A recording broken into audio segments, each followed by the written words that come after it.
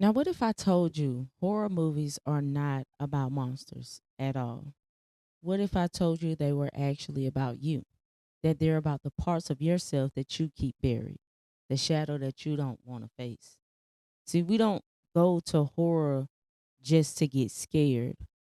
We go because on some level, the psyche knows fear is a teacher, and the monsters that are on the screen are only mirrors. So today, we are decoding why horror movies speak directly to your shadow. And once you see this, you will never watch horror the same way again. All right, now I'm your girl Cosmic Paradox, and we're going to talk about this thing today. Let's talk about it. Why are we drawn to fear? Why do millions of people willingly sit in the dark, heart racing, waiting for something terrible to happen on the screen? And it's because fear is a ritual. Horror is modern mythology. Horror is not merely just entertainment, it is the mythos of the modern psyche. In ancient times, humanity externalized its fears through gods, monsters, and parables.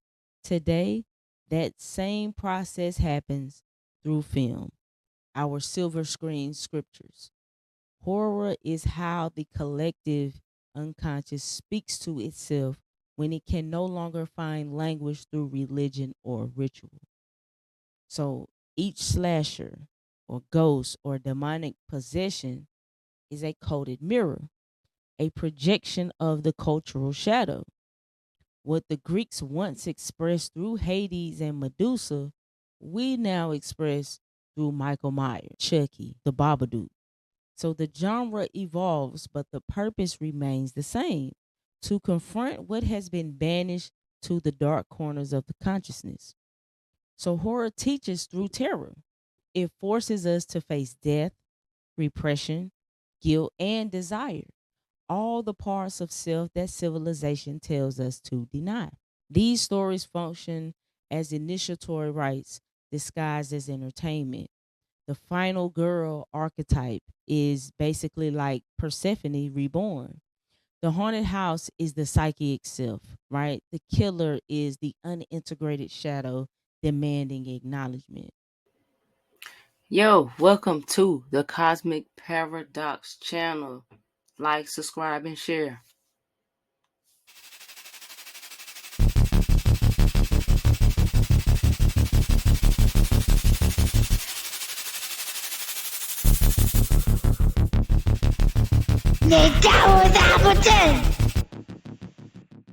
At its highest level, horror is spiritual alchemy, fear being the fire that purifies.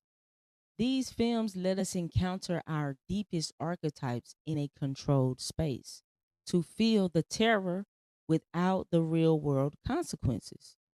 And whether you realize it or not, every horror archetype is really a fragment of the shadow self: anger, grief, helplessness, loss of control. Let's break down three of the biggest today in this video. We're going to talk about the slasher, we're going to talk about the ghost, and the possessed. So first, let's look at the slasher, the mass killer that stalks, that never stops, that always comes back. This is rage, repressed, denied, faceless rage. The kind you bury until it cuts you or somebody else. Michael Myers, Jason Voorhees, Freddy Krueger. They're not random villains. They are mirrors of the anger that builds in silence until it erupts without conscience. The slasher isn't here just to scare you. He's here to show you what happens when you refuse to give your fire a healthy outlet. That's why the slasher never dies. Rage does not disappear just because you suppress it. It waits, it festers, it finds another mask. The slasher represents what happens when your life force is exiled from authenticity. Every stab, every chase, every relentless pursuit. This is symbolic of how that disowned energy begins to hunt you. You can't outrun the parts of yourself that you've repressed. your aggression, your sexuality, your power. They become the thing that stalks you in the dark.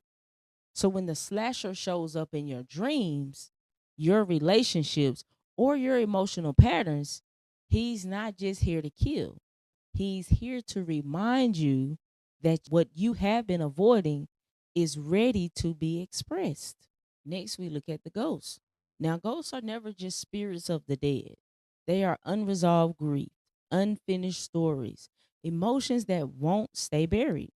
Think about the sixth sense, the other, poltergeist. Every ghost is tethered to a wound, something unacknowledged, something unhealed. And what do ghosts always do? They linger, they repeat, they replay, just like you replay grief when you refuse to feel it. Ghosts do not haunt because they are evil, they haunt because something is unfinished. They are not spirits of the dead, they are the energy of what was never fully lived. You see, every ghost story is just a story of suppressed emotion. It's the love that went unspoken, the truth that was buried too soon, the pain that no one wanted to touch. When we refuse to grieve, when we suppress our sorrow, our guilt, our longing, it doesn't disappear.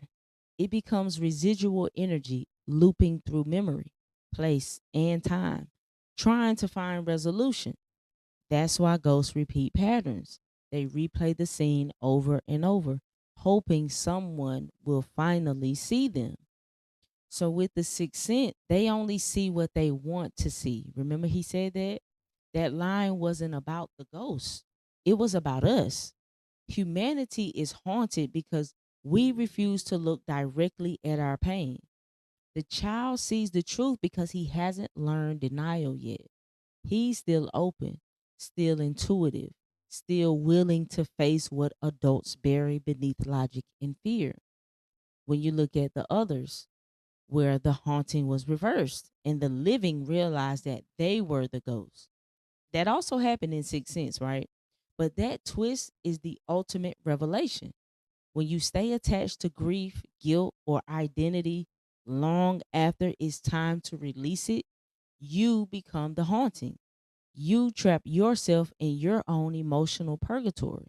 The ghost archetype says, I'm not going away until you face me, until you release me, until you integrate the loss instead of trying to lock it in the attic of memory. The attic, by the way, is always the mind. That's why ghosts haunt the house, because the house is your psyche. Ghosts are memory made sentient. They are the echo of what the soul tried to ignore. And until that energy is acknowledged, blessed, and released, it will keep knocking, whispering, flickering the lights, asking you to finish the story. And then we have Possession, the terror of the exorcist. For most people, that's the scariest movie ever.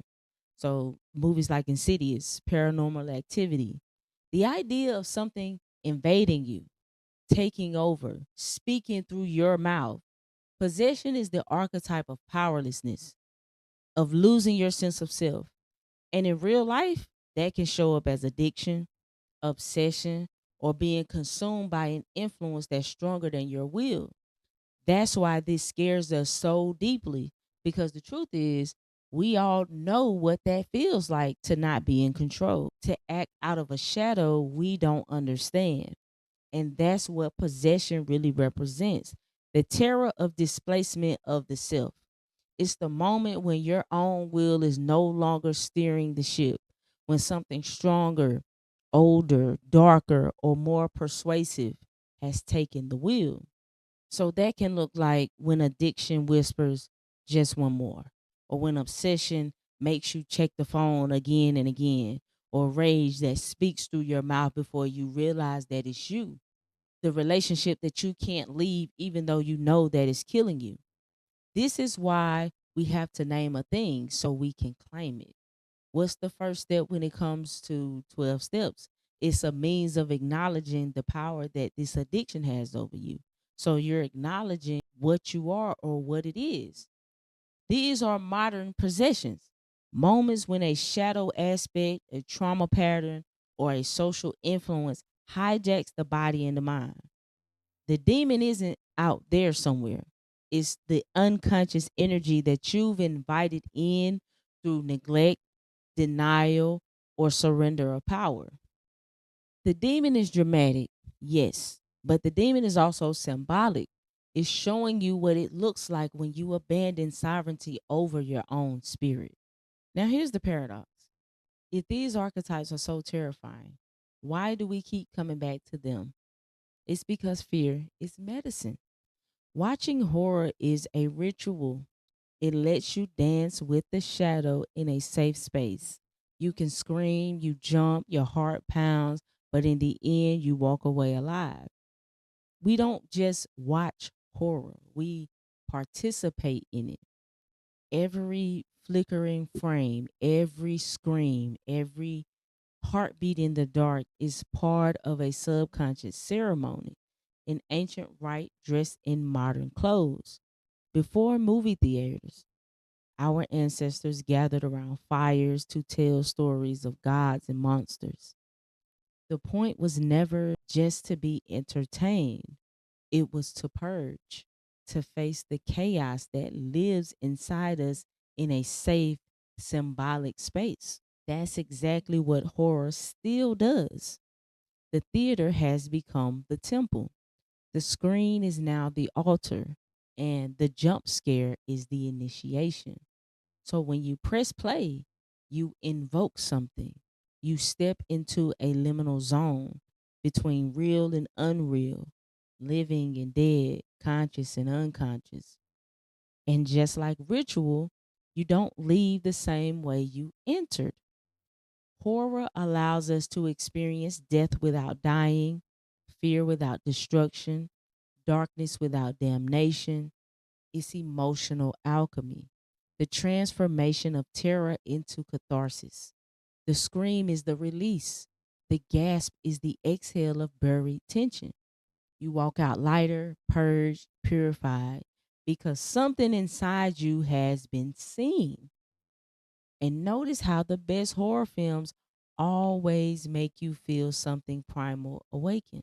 Goosebumps, a chill, the heartbeat syncs with the rhythm of the scene. That's your nervous system responding to the ritual, the mind remembering what the soul already knows. Confrontation is cleansing. Every horror film is a mirror ritual of the collective shadow. This is why Sinners meant so much to us as a people because of the effect and what it stirred within us. So when we look at these movies and you see the possessed girl, the mass killer, the haunted house, they are archetypes performing an ancient psychological drama on our behalf. We watch, we project, we release.